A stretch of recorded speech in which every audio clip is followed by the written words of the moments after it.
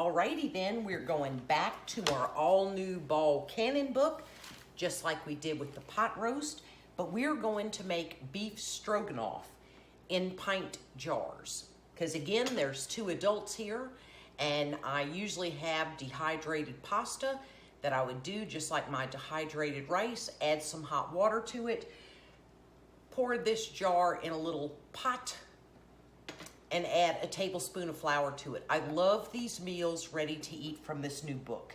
So what we've got is 2 pound, this is a chuck roast. We need a cup of sliced mushrooms, 1 cup of chopped onion, and 4 tablespoons of tomato paste. I've got my liquid here, which is from yesterday with the pot roast, and what I've done is add Worcestershire to it.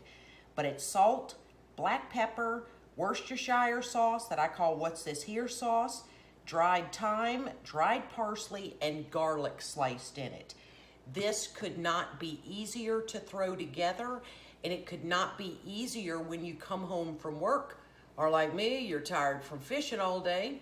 Tomorrow I'm going crabbing, got myself a 24-inch redfish. I was like, woohoo, yeah, bull red fought me like crazy.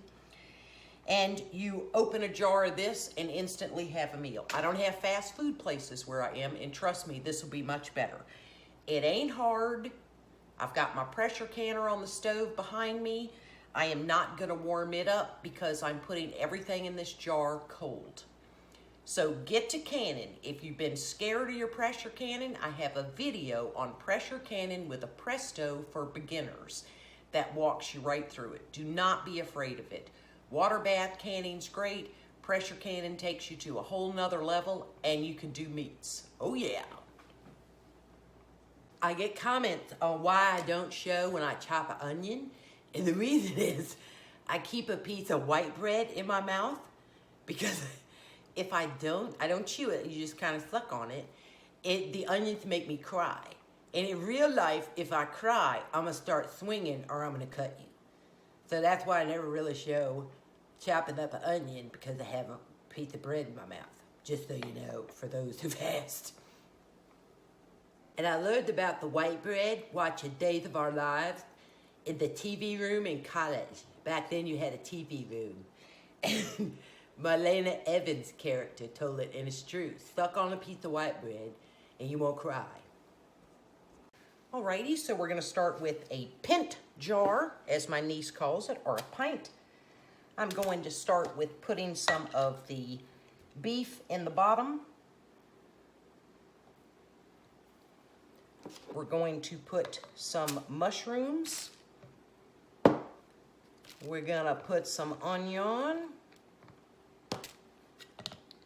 And we're gonna set these up first before we start pokey joeing to push things into the jar. If we end up with 5 pints, we're certainly okay with that. And of course, head and put our liquid in. We're looking for 1 inch of head space.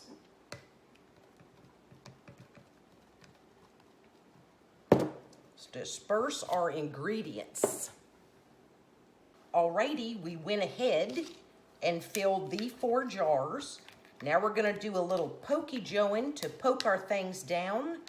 I've used the cup of onion and mushrooms, and please don't forget, if you have a dehydrator, when you cut off those woody stems from your mushrooms, if you put them in your dehydrator and dehydrate them, then grind them in a coffee grinder, you have some outstanding mushroom powder, so that in the event, ooh, goodness forbid, but in the event that you do not have mushrooms, that you then can add that powder to whatever dish you're making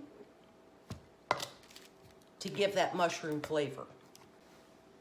Alrighty. And this tastes so good. This is exactly what I used in my pot roast recipe from this book. I simply added what's this here sauce to it. So it had salt, pepper, thyme. So we can get some more. We were looking for 1 inch of head space. But debubbling is epically important to get whatever air you can out of this jar.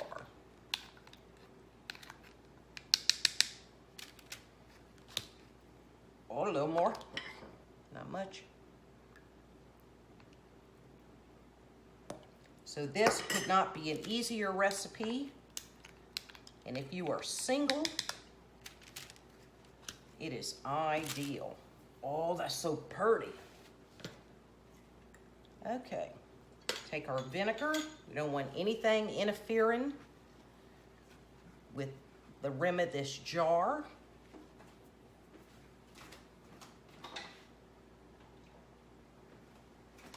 The rim of this jar and our lid. My lid is warm.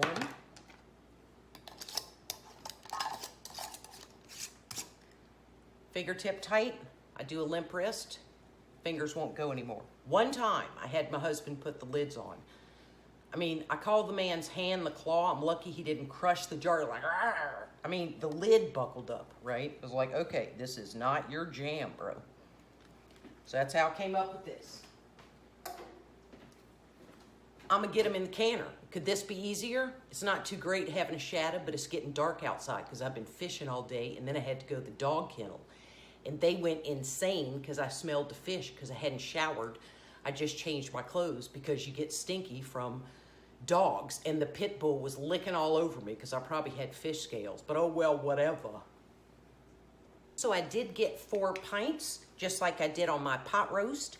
And what I do on the pot roast that I will also do on this beef stroganoff is, of course, I put the date and I add a tablespoon of flour, and this one says pot roast, this other one will say beef stroganoff. And I promise you I will add some sour cream to it. And when I go to use either of these, I'll make a short video if that's possible for me. I do my best, I try. But I got things to say, okay? Stuff to say.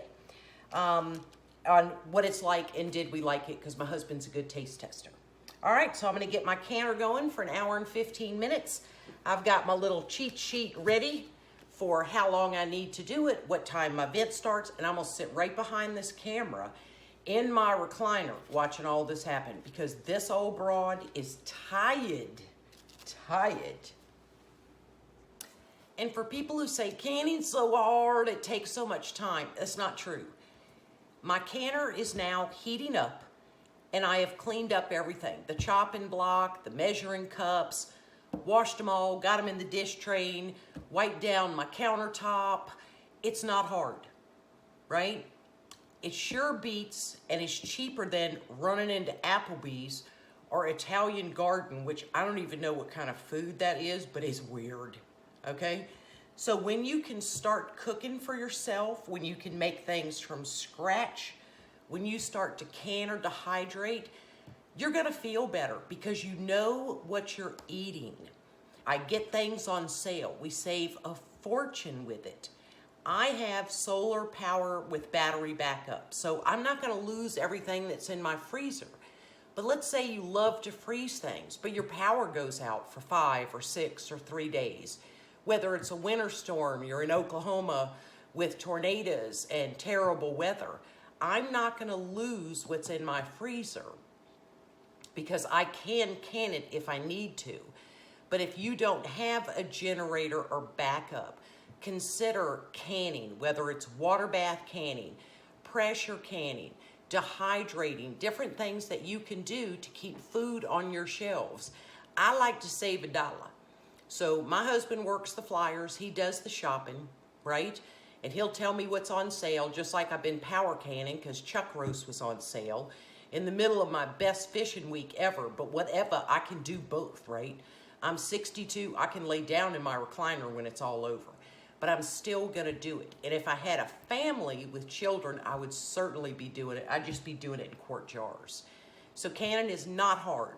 Anything worth having takes some effort, and hard work equals reward. So to me, it's worth it. I got Fred, my fan on a stick over here, blowing on me, because I need to be put in a home for old, hot, burning hot, just bone marrow, like molten lava home. But I got Fred, okay, and a good Lennox air conditioner. So I'm gonna rock that, sit under my ceiling fan, move Fred, he's gonna blow on me over there. Don't say it's hard. I get too hot. Okay, that's why God made fans. Okay, so get rid of all your excuses and do it. And this is Jarred Up January, and check out my playlist for the most awesome canners, a bunch of chicks, and our awesome Paul's Rule of Thumb, who is the just jam guru. He makes the most interesting things, so don't miss out on his channel either. But it's Jarred Up January. Consider saving your family $1. Canning, dehydrating, all kind of things you can do. But anyway, I have a blast canning. It's weird talking to the camera, but I just do the best I can. If I can do it, you could do it. I'm weird. Nice, and no siphoning of the jars. I expected there would be some, but there was not. Cool. So here they are, finishing up their processing. I think canning is fascinating. The science is done for us if we just follow a safe recipe. How cool is that? And burning hot too. You can feel the heat coming off these jars.